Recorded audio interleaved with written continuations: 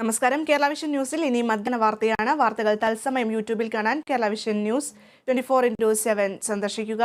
ഫേസ്ബുക്കിലും ഇൻസ്റ്റഗ്രാമിലും ട്വിറ്ററിലും ഞങ്ങളെ ഫോളോ ചെയ്യാം. ആദ്യം പ്രധാന വാർത്തകൾ. മുഖ്യമന്ത്രിയുടെ സന്ദർശനത്തിന് മുന്നോടിയായി സംസ്ഥാനത്ത് കരുതൽ തടങ്കൽ. പാലക്കാട് 4 യൂത്ത് കോൺഗ്രസ് പ്രവർത്തകരും കണ്ണൂരിൽ 1 യൂത്ത് ലീഗ് പ്രവർത്തകനും കസ്റ്റഡിയിൽ.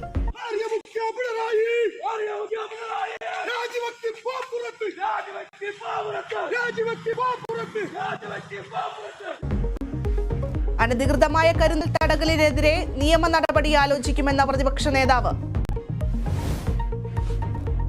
കോൺഗ്രസ് പ്രവർത്തക സമിതിയിലേക്കുള്ള നോമിനേഷൻ രീതിയിൽ പ്രിയങ്ക ഗാന്ധിക്ക് എതിർപ്പ്. തെരഞ്ഞെടുപ്പ് നടന്നാൽ മാത്രം മത്സരിക്കുമെന്ന് പ്രിയങ്ക.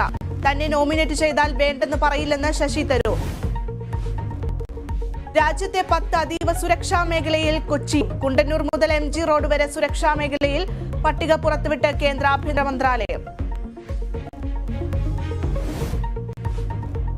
ലൈഫ് മിഷൻ കോഴക്കേസിൽ ശിവശങ്കറിനെതിരെ UV ജോസിന്റെ മൊഴി. യൂണിറ്റാക്കിന് വേണ്ടി ശിവശങ്കർ ഇടപെട്ടു. സന്തോഷ് ഷീബിനെ പരിചയപ്പെടുത്തിയത് ശിവശങ്കർ. എല്ലാം ശരിയാക്കി കൊടുക്കാൻ ശിവശങ്കർ പറഞ്ഞതായും UV ജോസ്. ശിവശങ്കറിന്റെ ചോദ്യം ചെയ്യൽ ഇന്നും തുടരും.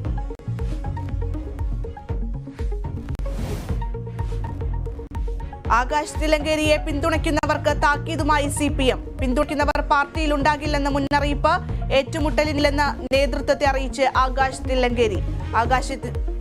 ആകാശിന്റെ കീഴടങ്ങലിനെ പിന്നിൽ CPMന്റെ കർത്തകാര്യങ്ങളെന്ന Muraleedharan. ISL Kerala Blasters ATK Mohun Bagan പോരാട്ടം. 6ാം സ്ഥാനത്തുള്ള ATKയ്ക്ക് ഇന്നത്തെ മത്സരം നിർണായകം.